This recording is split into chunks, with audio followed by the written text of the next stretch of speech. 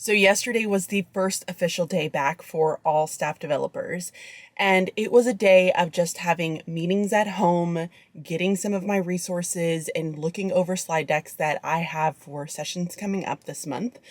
And today is going to be the first day back in person. It's like our in-service day. And so we are going to be attending an in-person event. Last year it was a virtual event, so we all just did it from home. But this year it's back in person. So we are going to be doing some opening keynotes. And then I have a session that I'm going to be doing with another staff developer, actually a supervisor all day. So her and I are going to be presenting for advanced structured literacy. So it's going to deal a lot with looking at the data and making informed decisions with data in order to support literacy instruction with our students. So that is the goal. I have everything packed. I have a lunch. I feel like the only thing I need are some chips. I need a crunchy thing. Obviously, I need to do some grocery shopping, which I did not do ahead of time. It's going to be fine. It's all good. So I'm going to make the hour drive to work and then get some of my things set up for my presentation today. Made it to work, and I even stopped and got a coffee and a bag of chips. I got the jalapeno kind. Oh, guys, Martin's potato chips. They're the best thing ever. So I'm officially here at the office, which is where I'm going to be doing my session for the advanced structured literacy piece. And yeah, I don't even know what to do with myself. At least I remember my badge because I came to the office another day and totally forgot my badge and couldn't get into the building. I was like, well, that's unfortunate because it's like a 45-minute drive for me.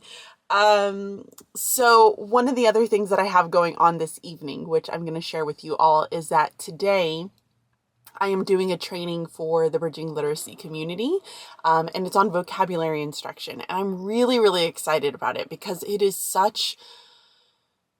there's a lot of information that goes into it, but vocabulary is so important, and being able to determine which words are the ones that we need to be choosing to support students' comprehension is critical. So very excited about doing that.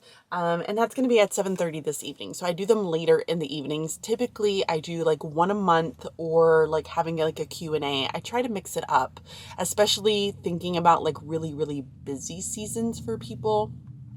So we'll see how many people end up showing up. But they always go on replay. So you're able to go back and watch those trainings and get that information and all the resources that go along with it.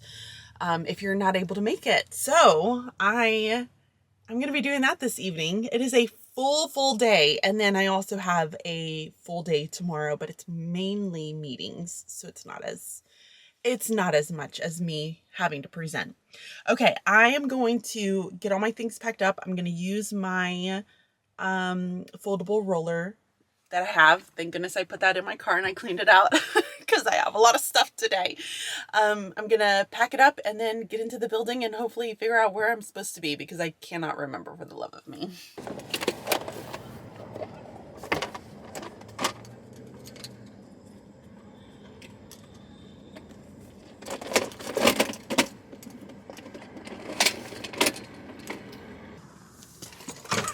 Thank goodness I have this because I already need it this morning. Really? So I'm checking in to share that so far everything has gone really, really well. I've already done one of my sections. I have one more section left. We are currently going into lunch, which is great because I'm starving. So yeah, it's such a good feeling. I think one of the things that I'm proud with myself, and I don't talk about things that I'm proud of. I'm very critical on myself. But the thing that I'm the most proud about right now is the fact that I'm not as nervous anymore. I used to be so nervous going into these sessions to the point that they would make me so sick. And this go around, I didn't have that. And I'm just really proud of myself. So kudos to me because I don't acknowledge that. I always look at all the negative things. I look at the things that I can improve on. But yeah, I just wanted to share that little bit of information. The sun is super bright, but it is a gorgeous day outside. Really, really nice. So just wanted to give you an update. And then I have one little section before I get to head home. During the last part of my session, sorry, my car knows I'm in here and it's trying to like make sure that I don't die of heat. But during that last part of that session, I had to put my hair back because I was like sweating. So I found a clip and I was able to put it back. It went really well. Like, I think I'm very hard on myself. I wasn't nervous, but there were definitely parts that I'm like, oh my gosh, Bridget, stop talking so much. Like, oh, I just don't know why I do that. But we ended like 10 minutes early to give people time to fill out the evaluations and to kind of get going so that they can do some of the other parts that they have to do for today. And I cleaned up and I'm now getting ready to head home. If Michelle, you are watching, hi, not Pocket Full of Primary, guys, don't confuse. But Michelle, if you are watching, you know who you are. Thank you so much for attending my sessions today. It was so lovely to be able to meet you. Like, you are probably the highlight of my entire year. Just wanted to mention that.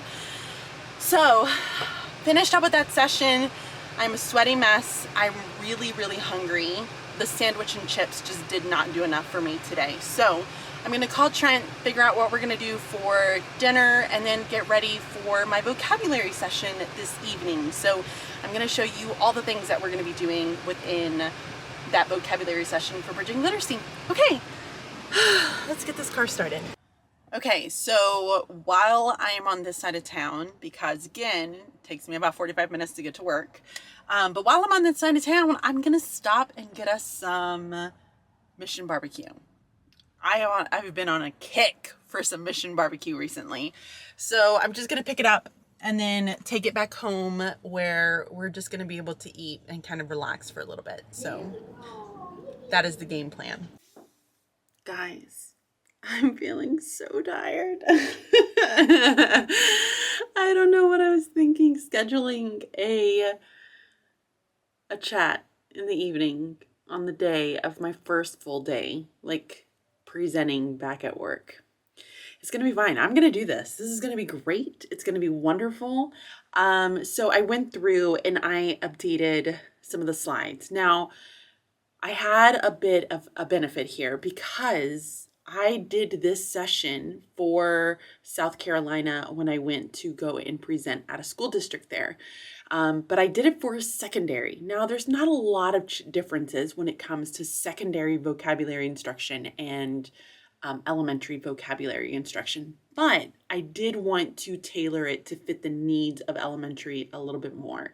So I'm going to just quickly go through and show you some of the slides. That way you have an idea of just kind of like what are some of the things Bridget talks about when she says that she's going to do some of these sessions with the Bridging Literacy community. Okay, so here's what I'm going to try to do. I think I'm going to try to just share my screen. All right, so this is what my slide deck looks like. Now, granted, I'm not going to be going through all of this. Like, we're not doing boom, clap, snatch. Like, those things are all hidden. You could see it here in my slides, but it's hidden from my actual session when I do it with them. So we're going to talk about the importance of vocabulary. I have a quick activity to kind of get them thinking about it. I have a couple of quotes here. We're going to talk about comprehension as it being our outcome and how vocabulary supports comprehension, which is the whole goal there. I am going to go into a little bit about what is the science of reading, the elements of reading, and kind of where vocabulary falls. We're going to talk about the simple view of reading, which is by Hoover and Gauff. And then we're going to talk about the reading rope and where vocabulary falls. Like, all of this is going to be where vocabulary falls when having conversations about, the theories that are out there. Then we're going to talk about the cause of poor comprehension, and then vocabulary as like an acquisition, and how do we like gain new vocabulary words on a daily basis. Depth, breadth, and fluency, that's something we're going to go over. Then we're going to go into Isabel Beck's 3-tiered model, which is her tier 1, tier 2, and tier 3 words. But there is so much more about this 3-tiered model that people don't go into very much. So I'm going to go into it a little bit more in depth with him. We're not going to do this practice that is like hidden, but then we have a discussion about what are tier 1, tier 2, and tier 3 words from this passage, which I kind of like tweaked it just a little bit to make it fit for what I needed as an example. It's really hard to find a text that has like all 3 words in there. Okay, so we're going to talk about each of those words, where they fall within that tier 2, tier 3, 1, 2, and 3 model. There's a practice that they're going to have. It's the persistent blackbird, which is a legend from India. So they're going to be able to identify some of those words. Then we're going to talk about considerations for choosing words for explicit instruction. So I have an example there that I'm going to talk through. I have a second example to talk to, and this is going to be the secondary version that I can talk through if I feel like we just need more opportunities to have conversations about that. And then what do we do when we can't, find words? And then again, we're going to have more practice. And then I'm going to go through explicit instruction. So now they've gone through and have identified the different tiered words, then they're picking the words that they would give for explicit instruction. Just a few of them. I don't want them to go super in depth with it. And then we have explicit instruction, what that is. Oh, I should probably, I can just get rid of that piece. Okay, here we go. I thought I did, and I guess I didn't. Okay, now I did. So explicit instruction, we're going to talk about what that model looks like. I'm going to give them some examples of what it looks like in his slides. And then I have other considerations to make sure that they are talking about word relatives, talking about the words in context, yada, yada, yada, making sure that they have those pieces because that is important. And then, of course, we're going to do some practice because there's also a planning sheet that goes along with this. So they're going to use that planning sheet, which they can download that. Then we're going to talk about fast mapping words and what that looks like. Acquiring words. We're going to talk about Anita Archer because she's just great.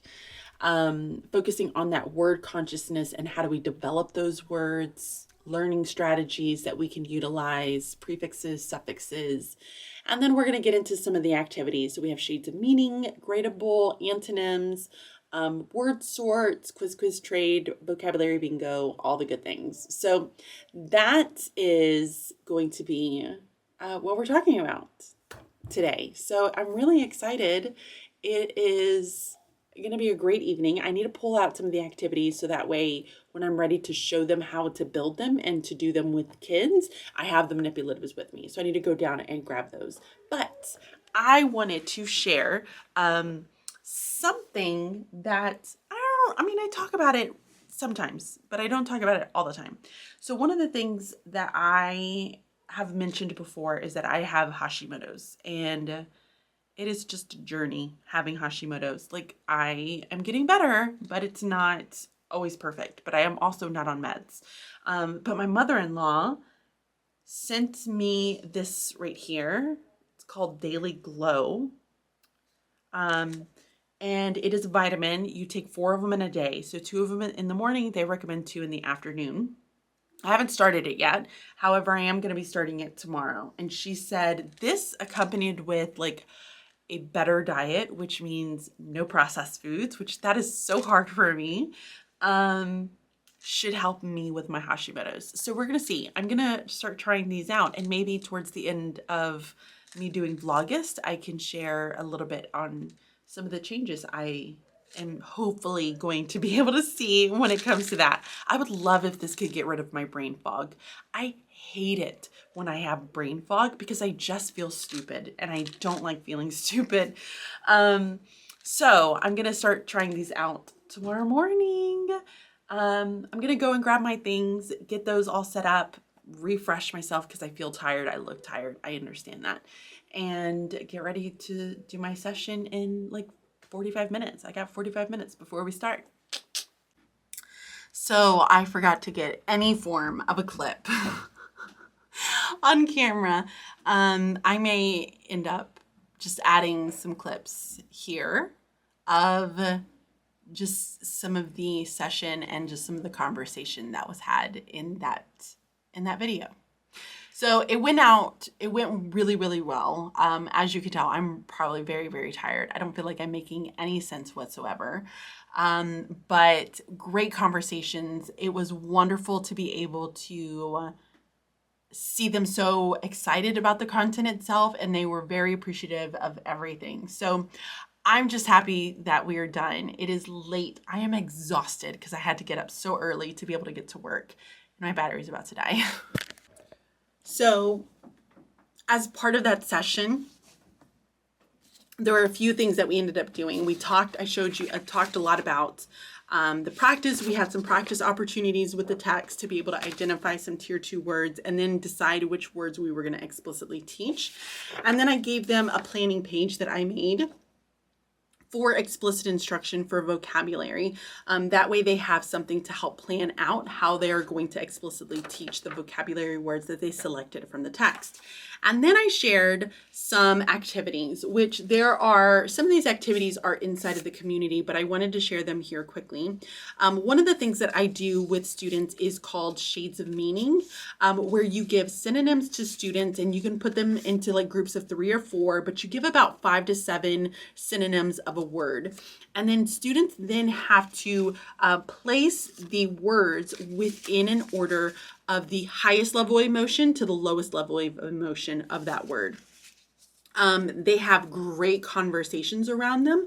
And one of the biggest things that I have in the community that I love the most is that I have a full year's worth of Shades of Meaning activity. So you could do 1 a week with your class for the entire year. All of them are ready to go. And these, hands down, were some of the favorites of my students, was a Shades of Meaning activity.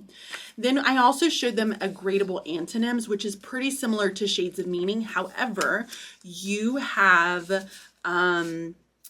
antonyms. So you have words. So like I'm going to show you poor and rich. So you have antonyms, but then you have, kind of similar to Shades of Meaning, where you have all of the synonyms for some of these words, but you put them in one linear order.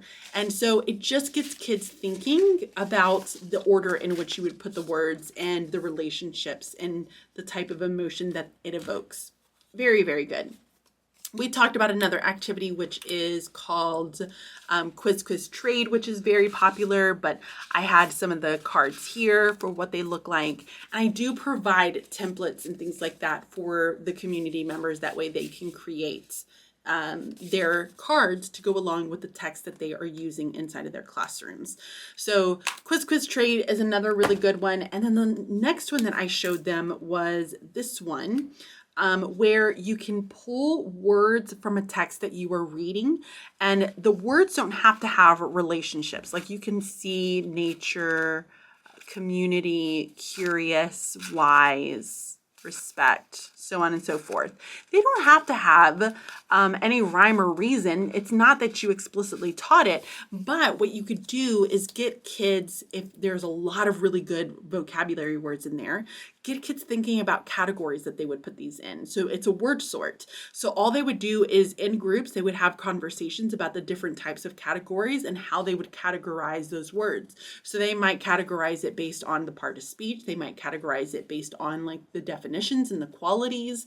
There's so many different rhymes or reasons for how kids can organize the types of words that they have. So overall, the session went really, really well, and my voice hurts now.